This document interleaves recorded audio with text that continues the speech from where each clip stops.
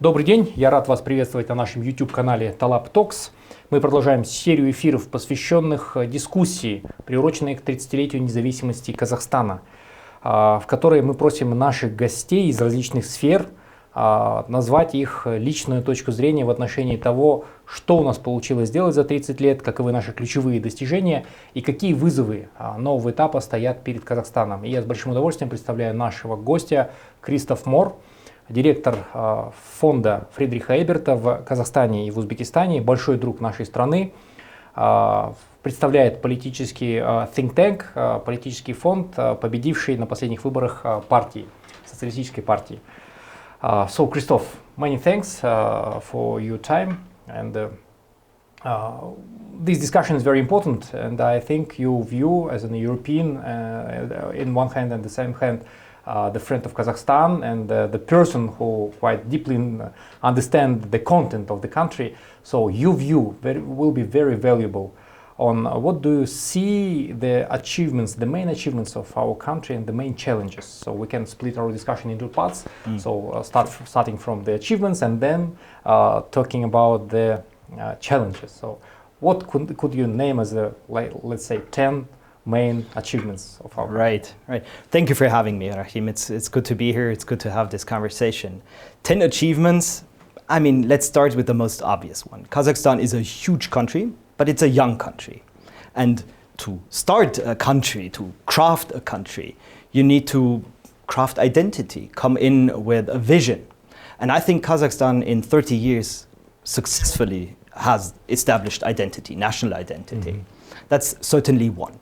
The most obvious one, and potentially the one that carries the most weight, is the economic success story. Kazakhstan, after just weeks shy after the independence, has seen so many challenges on the horizon.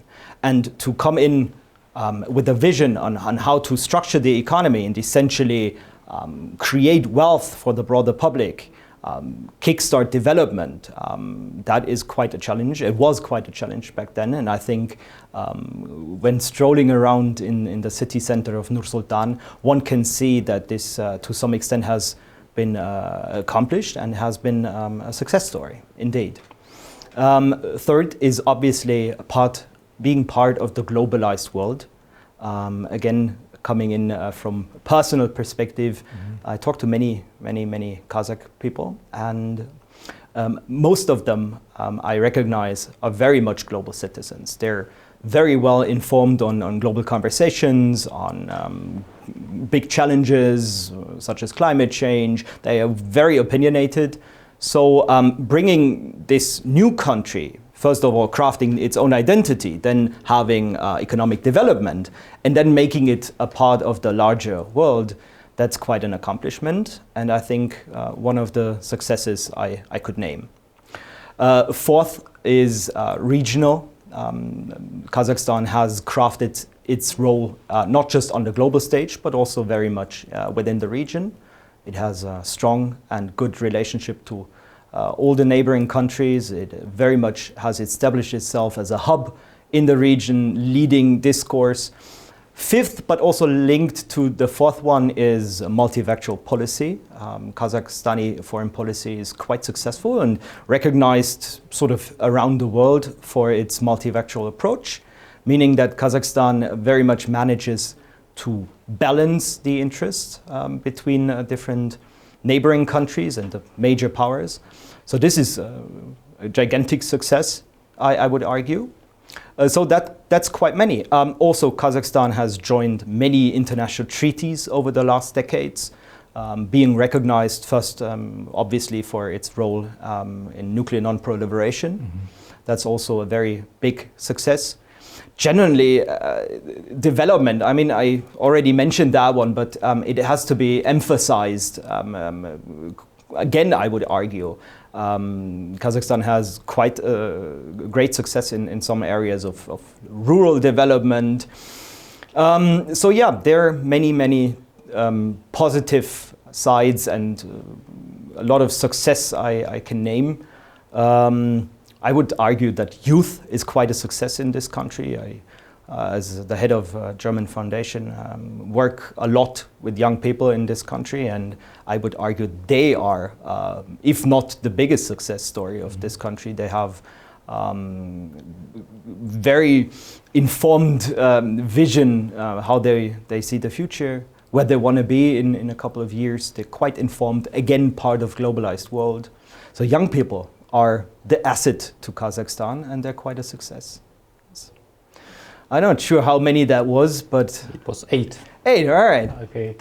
I think there are many more, I not believe. too much difficult, yeah. So maybe you will ask, why you restrict 10? It's why not 110? One could name more, obviously, yeah. But off the top of my head, those 8, I think, carry a lot of weight. Okay, yeah. Great. Let's talk about the challenges. So what still is the challenge, or kind of the new generation of challenges we are meeting? I would argue they're all linked to the success you already had, because both sides are always there, right? There's always 2 sides of a coin, and I would argue in any success, there's always the challenge that is still there.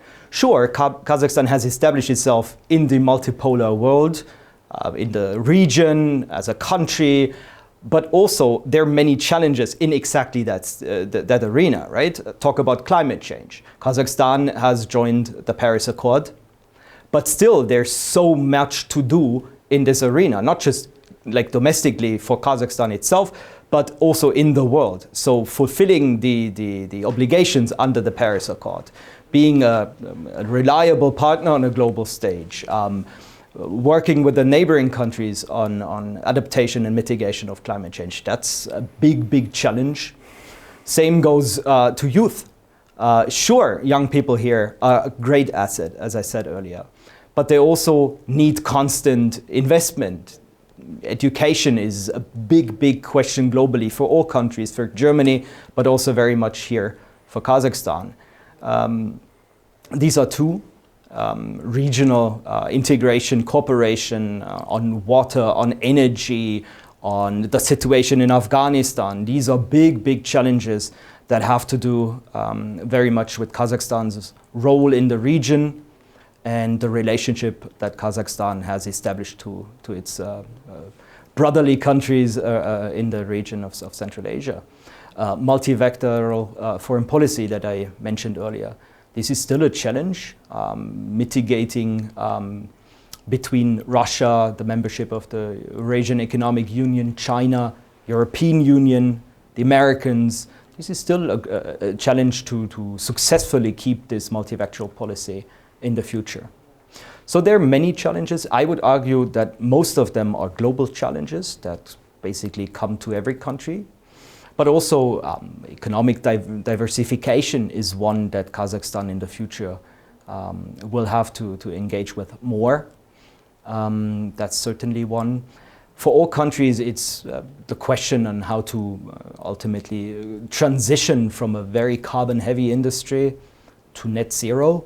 How will that look like in Kazakhstan? That's a big challenge. Then global question, migration will play a role here also. Another global question, obviously, is mobility.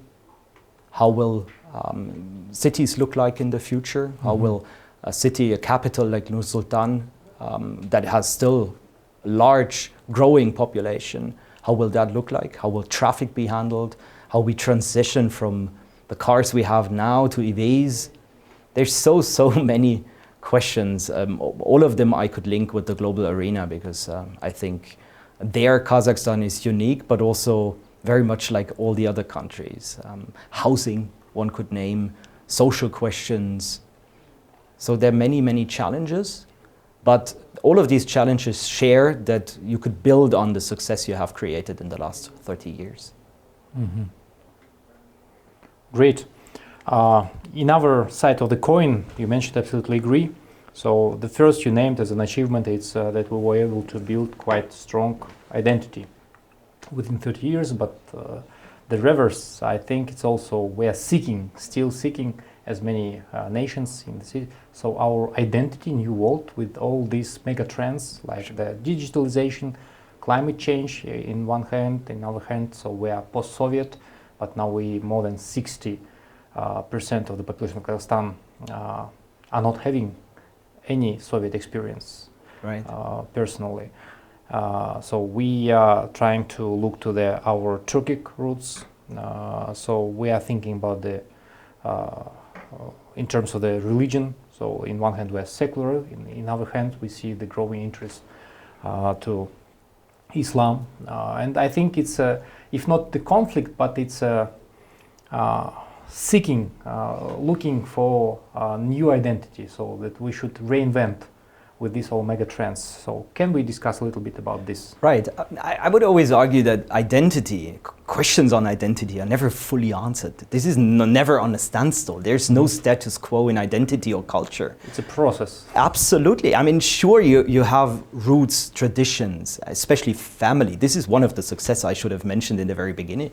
Kazakhstani people are family people. This is a value that is a great success, right? But it's also everywhere. True, but it's also changing everywhere. The notion of family is changing. How family looks like, how many kids do you have? This is an ever-changing quest and question. Identity, again, is never standstill. It's never status quo. It is constantly changing. And you can see this sort of everywhere. Who has not seen Squid Game? Who has not participated in this global phenomena like on TikTok, Snapchat, Instagram, all of these apps? There is, I wouldn't say there's such a thing as a global audience yet, but partially, that is indeed true. Everybody these days, almost everybody around the globe is consuming certain media, certain information, is using the internet. So are Kazakhstani people, right? So Kazakhstani culture, traditions, values, they will ultimately adopt, change, but also to some extent stay the same because people value tradition, nothing against that, that's all cool, that's all fine, but this still will to some extent lead to a transformation of identity, and it will be an ever-changing back and forth between the people here in this country, adapting to the new realities, to global challenges, to global questions, to global audience, but also going back to old traditions, old values, and a very unique Kazakhstani view on the world. And I think this balance is beautiful. Can you say that the Kazakhstani society is more traditional or less traditional? Once I saw opinion, I've heard opinion that the traditions, it's good, but at the same time it's kind of the obstacle to adopt new technologies and to be open-minded in other cultures, in other trends. I would agree and disagree at the same time. Sure, traditions, if they limit your ability to progress in a certain arena, this could be perceived as holding you back, holding the country back. But I don't necessarily see that for Kazakhstan. Sure, if I just believe the recent study FES has published, the youth study, the result in the value section is very much that, yes, Kazakhstani young people still have, let's say, a more conservative view on certain things. But I don't necessarily see that this is holding them back to progress in other arenas. I would say, for now, in a brief section of their beliefs, they tend to be traditional, but in the other section, they're more open and they're more willing to adopt.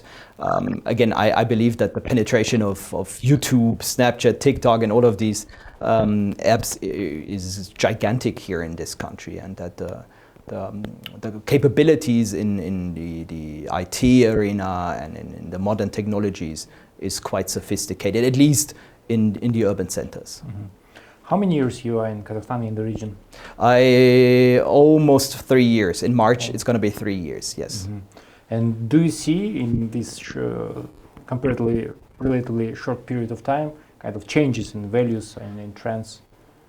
I wouldn't dare to claim that, because I believe the 3-year period is way too short. What I see is, and I mean, talking about the pandemic, which is also a challenge I could have named, that this was sort of a catalytic event, an event that basically brought about change in a gigantic magnitude, right? And during the pandemic, I think a lot of, not specifically only about Kazakhstan, but globally, a lot of values, ideas changed a little because we were forced to change, right? So there I could say, given that out of these 3 years, almost 2 of them were in a pandemic, yes, that brought about change also on a idea, value-based level. But I mean, one, for example, people could even value family more than they did before the pandemic because, you know, having personal relationships was something that was under question during the pandemic. Everybody was under lockdown. So that ultimately translated into valuing family and having close-knit relationships, tight communities, even more. Solidarity was a value that so much over time in the pandemic increased, something that, at least speaking for Germany now, we haven't seen pre-pandemic, right? But I would argue in Kazakhstan in the 3 years, I haven't seen a major shift, with the exception that the pandemic to some extent, you know, forced people to adapt in certain areas.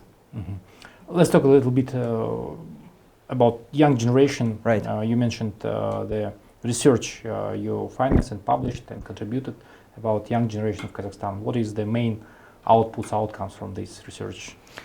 Well, there are many. The study had many subsections taking a particular look on, you know, the labor market, on values, and so forth.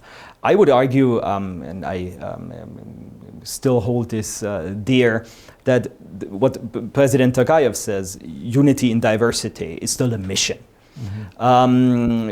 We found, and for me that's the major takeaway, that Kazakhstani young people are different to some areas, depending on how old they are, which gender they have, if they're rural, if they're urban, how educated they are. This all brings different changes, different vantage points and perspectives, but genuinely, Kazakhstani young people, they're united in their diversity.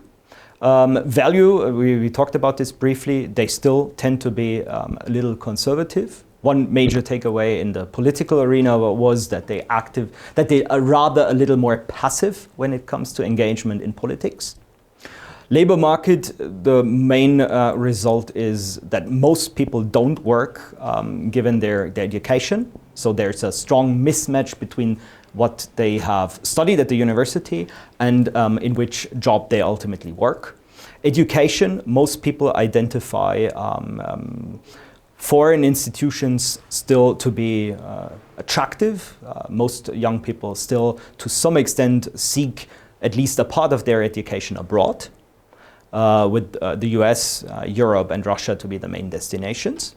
So that's mostly the big takeaways. So yes, for me the most interesting really is the aspect that, you know, is linked to the values and the question how to see the mission of unity in diversity and how to make this actually happen. What are the steps to go about this further, and how to have a youth that actually feels united in this diversity. And maybe the last question, let me make it like this. You know, the paradigm of the image of the future, kind of attractive image or image of the future, and take into consideration all these global challenges, trends, mega trends. What do you see? What the attractive future we should draw for especially young generation? So maybe some new habits, maybe some changes in culture, in perception. Well, for me as a foreigner and a guest of 3 years, so with a limited experience in the country, it's hard to map out a pathway that Kazakhstani young people should take ultimately. If I would advise, I would argue that strong investment in education is very, very much needed, because that is basically the stepstone from which everything else, every challenge we discussed can be tackled. Kazakhstan certainly, as all the countries, needs to invest in socio-ecological transformation, meaning the development path towards a more sustainable, a greener economy that provides opportunities and decent jobs for the young people. That's certainly something Kazakhstan, as all countries, need to heavily invest in. That's one advice I would give. And from a societal value-based perspective, I would argue that the young people of such a young country still will continue going down the road of globalization, meaning becoming even more tapped into global conversations, global issues and questions. To actually achieve that, I go back to education, language capability, and then ultimately I believe the potential of this country. Median age is 29, is gigantic, because you have many smart young people. But what is actually needed is providing them the opportunities in the economy to find jobs that match their skills, match their broad interest. Then they're going to be a gigantic asset in this path to the future Kazakhstan. Mm-hmm. Really interesting. Thank you. Thank you, Kристоф, and many thanks for your operations in Kazakhstan, which we see make quite significant changes. Thank you. Thank you, Rahim.